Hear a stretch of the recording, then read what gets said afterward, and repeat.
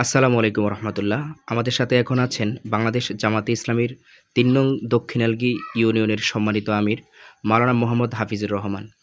আমাদের পার্শ্ববর্তী একটি গ্রাম, এখানকার এক ভাই দুলাল ভাই, উনি নারিকেল গাছ থেকে পড়ে ওনার প্রায় শারীরিক অবস্থা খুবই খারাপ। এখন ওনার ব্যক্তিগত অবস্থা, পারিবারিক অবস্থা, আর্থিক সংকট কীরকম যাচ্ছে এই ব্যাপারেই খোঁজখবর নিতে আসছেন মাওলানা মোহাম্মদ হাফিজুর রহমান। এখন আমরা নারকেল গাছে উঠছিলাম ডোকা কাটার জন্য, কাটতে যায় নারকেল ডোকা পড়ছে কারেন্টের তারের উপরে।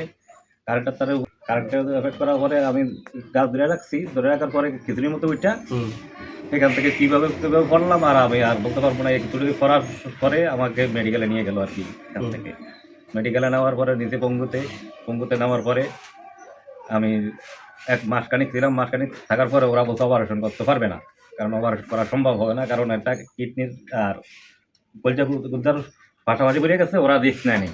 আচ্ছা আচ্ছা, এই কারণে ওরা অপারেশন করে না। অপারেশন করেন ছাড়া আমি আবার ফেরত দিয়েছি বাড়িতে। আমি বাড়িতে ১.৫ মাসের মতো করিয়াছিলাম। করিয়া থাকার পরে আর আমি কী বলবো, তখন আমি বাবার ডাক দিলাম, বাবা এরকম ব্যাপার, আমি আর দীর্ঘদিন কীভাবে করে থাকবো। এইভাবে তো আমি, যদি আল্লাহ হয়াত রাখে তাহলে আমি বাঁচবো, না তো আর হয়াত না থাকলে চলে যাবো। এটা ধরে রাখার মতো কারো ক্ষমতা নাই। এই কথার উপরে আমার জমিন ছিল, জমিন বিক্রি করে ফেলাইছি। জমিন বিক্রি করিয়া আমি প্রাইভেটে দেওয়া অপারেশন হইলাম। অপারেশন হওয়ার পরে সেখান থেকে আসলাম। এখন ওষুধ বড়ি চলতেছে। এখন ডাক্তারেরা বলতেছে যদি আল্লাহ দেয়। অ্যাক্সিডেন্ট হওয়ার পরে হাসপাতালে গেলেন, ১.৫ মাস ছিলেন, তারপরে কোনো উন্নতি না পাইয়া আবার প্রাইভেটে গেলেন, অপারেশন হইলেন, যে বিশাল একটা খরচ হয়েছে, এই খরচটা কিভাবে আপনি মেনটেন করলেন? মেনটেন করছি, আমি জমিন বিক্রি করে ফেলাইছি। আপনার একটু জমি ছিল, বিক্রি করে দিয়েছেন? আমার একটু জমিন ছিল, এই আমার জমিনই ছিল, যতটুকু ছিল ততটুকু আমি বিক্রি করে ফেলাইছি। আমার কোনো সম্পদ, তারা সম্পদ যারা দেওয়ার মতো সামর্থ্য আছে, তারা যদি সহযোগিতা করে তাহলে আমি মোটামুটি কিছুটা সারিয়া ডাল খাওয়ার মতো প্রতিষ্ঠিত হবে। কারণ আমার এখন পরিস্থিতি কেন না খেয়ে থাকার পরিস্থিতি হয়ে দাঁড়াইছে। এখন আমি কোনো দিকে কোনো উপায় দেখতেছি না এখন আর। আপনারা ইতিমধ্যে অবগত হয়েছেন, গন্ডামারা যে সাবেক সদাগর বাড়ি, সেই সদাগর বাড়ি ওনাদের সাবেক বাড়ি। ওনারা চাঁদপুর জেলার হাইমসর উপজেলা ৩ নং দক্ষিণালগি ইউনিয়নের ৯ নং ওয়ার্ডে দক্ষিণ চরবাঙ্গাতে এসে বাড়ি করেছেন। ওনাদের বাড়ির নাম হলো সদাগর বাড়ি। ওই দুলাল ভাই, ওনার দাদার নাম হলো হাসমতুল্লাহ সদাগর, ওনার বাবার নাম হলো, এই যে উনি রয়েছেন, মনোহর সদাগর। মনোহর সদাগর ওনার আসলে এই মেজো ছেলে খুব ভালো অবস্থায় ছিলেন। চট্টগ্রামে উনি কন্ট্রাক্টারি করতেন, তারপরে কাঠবাস ভাড়া দিতেন, ভালো অবস্থায় ছিলেন। এরপরে তিনি টার্গেট নিলেন যে বাবা মার খেদমত করবেন, বাবা মার কাছে এসে থাকবেন, গ্রামে থাকবেন। এই টার্গেট নিয়ে তিনি গ্রামে আসলেন। গ্রামে এসেও কিছু কাঠবাস ভাড়া দিলেন, মোটামুটি ভালোই চলছিলেন। কিন্তু ভাগ্যের নির্মম পরিহাস, উনি ওনার বাড়ির একটা নারকেল গাছে উঠছিলেন একটা ডাগ্গা কাটার জন্য। ওইখান থেকে ওই ডাগ্গাটা বিদ্যুতের তারে লাগার পরে ওনারা শর্ট করে, ওইখান থেকে তিনি পড়ে যান। পড়ে যাওয়ার পরে এই যে চিকিৎসা নিয়েছিলেন, প্রথমে পঙ্গুতে, এরপরে প্রাইভেটে, তারপরে অপারেশন হয়েছিল। এখন যে অবস্থা, এই অবস্থা ওনাকে রিলিজ করে দিছে। এখন বাড়িতে রয়েছে। ওনার কর্মক্ষম কোনো ছেলে নাই, বা ওনার ভাইয়েরাও তেমন একটা সহযোগিতা করতে পারতেছে না। যে এই পরিস্থিতিতে আমরা জেনেছি, মাঝে মধ্যে পাশে এসে দাঁড়ানোর চেষ্টা করেছি।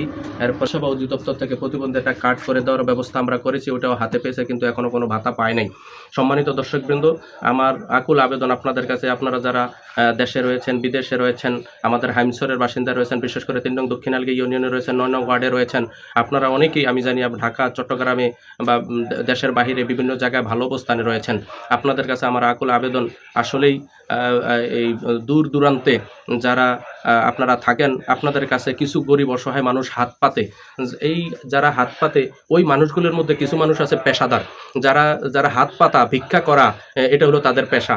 এই পেশায় তারা নিয়োজিত থাকে, ভিক্ষা করে ওই টাকা নিয়ে সুদে লাগায়। এবং কি ভালো মানুষ এক জায়গায় গিয়ে ভিক্ষুক সেজে সেখানে তারা ভিক্ষা করে, তারপর সারাদিন ভিক্ষা করে বাড়িতে গিয়ে আরামায়েশে থাকে, বিল্ডিং বানায়, এরকম আমরা জানতে পারতেছি। অ্যাক্সিডেন্ট হয়ে পঙ্গুত্ব বরণ করে। এই সকল ভাইদের পাশে আমাদের দাঁড়ানো উচিত। এবং আমরা দুঃখের বিষয়, আমাদের বিশেষ করে বাংলাদেশে আমরা দেখি বিভিন্ন দরগায়, বিভিন্ন মাজারে, সম্মানিত ভাইরা আমাদের দরগায়, আমাদের যেই মাজার রয়েছে বিভিন্ন জায়গায়, ওই সমস্ত জায়গায় তো টাকার প্রয়োজন নাই। একজন মৃত ব্যক্তির কোনো টাকার প্রয়োজন নাই। টাকার প্রয়োজন হলো যারা জীবিত তাদের। টাকার দান বাক্স থাকার দরকার হলো হাসপাতালে, টাকার দান বাক্স থাকার দরকার হলো হাসপাতালে। অভাবে আমরা টাকা দেব না। অপরিচিত জায়গায়ও আমরা যে পরিমাণে দেই সেই পরিমাণের চেয়ে বেশি আমাদের আত্মীয় স্বজন, পাড়া প্রতিবেশী, আপনজন, পরিচিত যারা, তাদের পাশে আমাদের দাঁড়ানো দরকার। আমিও এই এলাকার একজন সাধারণ মানুষ হিসেবে, আমার প্রতিবেশী হিসেবে আমি দুলাল ভাইয়ের সাথে এসে দেখা করেছি, সাক্ষাৎ করেছি, কথা বলেছি, ওনার বিষয়গুলি আমরা জেনেছি। আমার এই আবেদনটুকু আপনারা রাখবেন। আমি দুলাল ভাইয়ের মোবাইল নাম্বার, বিকাশ নাম্বার আপনাদের কাছে বলছি।